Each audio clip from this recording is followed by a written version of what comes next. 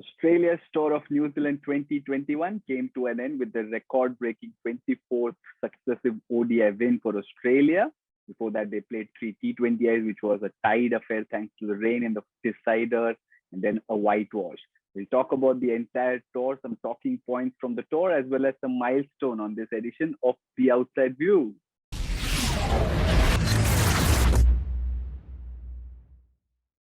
First up is the mystery that is called Ellis Perry. She's doing well with the bat, make no mistake, but where is she with the ball? Didn't bowl in the very first T20I, bowled just the solitary over in the second T20I, the third T20I. Of course, Australia couldn't, there wasn't a match. Australia didn't have any chance to bowl.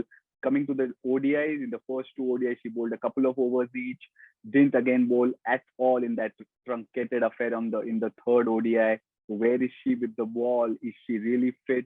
In the lead up, remember, she talked about working on a few things. She's, remember, of course, coming from the back of a hamstring injury, which had hampered her T20 World Cup campaign last year.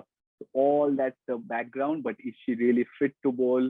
What is happening with Ellis Perry? No one knows, but the good part is she's doing well with the bat. We saw her finish the first T20I and then score a half century in the ODIs as well. So doing well with the bat, but where is she with the ball?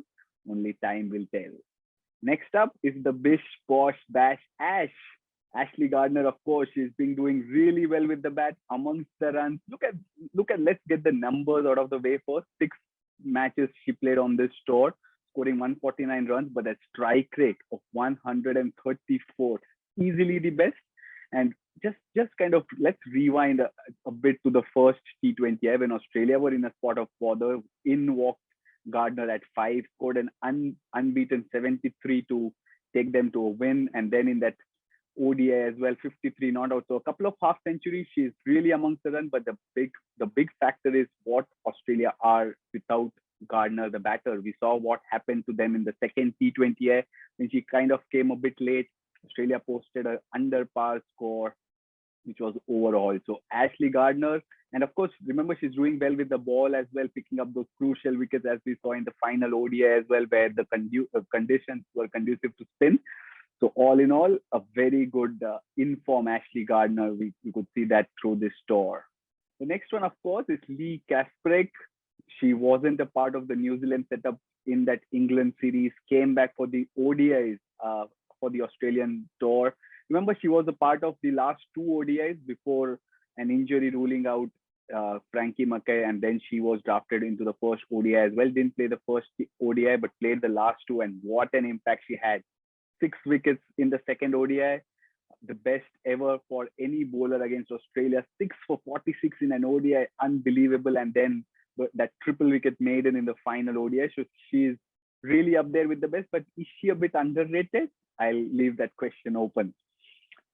The next one, of course, Australia's dominating record, be it ODIs, be it T20. There's clearly, if there's one side that's a bit tough to beat, it is Australia. And remember, they are on that record 24 match winning streak, the successive winning streak in ODIs, snatched the record from Ricky Ponting's Australian men back in 2003. So they're still going strong. Remember, even in a rain truncated affair in that final ODI, they turned up victorious. 25 overs to play, clinical all throughout. So remember, that's the side to beat. Australia's dominating record, and that's just extended. It's just asserted itself more. Last up, the Kiwi puzzle. What is happening to New Zealand, the team as a whole? One day they're batting flounders, the other day they're bowling. Both the departments are still to fire together. Remember, there's only one win in this series. It was 5 games. The third T20 was washed out, and they could win only one. And remember, the entire series was in their home conditions. That's the second T20 win for them. But what is happening to New Zealand? Lots of talks around that batting order. Should Hayley Jensen open? Is she really fit to open? Because we saw her open in the England series for the first time, scored a 50 the very first time she batted there in an ODI. But ever since, she's almost absent with the bat. So is she the right person to open? There's Lauren Down, there's Maddie Green. We saw in the last ODI, Katie Martin was promoted. And remember, all these arrangements are because there's no Susie Bates. Sophie Devine was missing as well. So all permutation combination tried out, but Haley Jensen seems to be that puzzle, that question mark in that top order. Will New Zealand continue to go in that way forward? That remains to be seen, but that is certainly a puzzle that they need to solve very quickly. Remember, it's similar conditions 11 months from now where the Women's World Cup will be played. So all in all, a lot of action needs to be done for New Zealand on that front. All right, let's talk about the milestones from the series, the T20s as well as ODIs. Nothing to talk about much in the T20s, but when it came to the ODIs, the second ODI was kind of the magnet.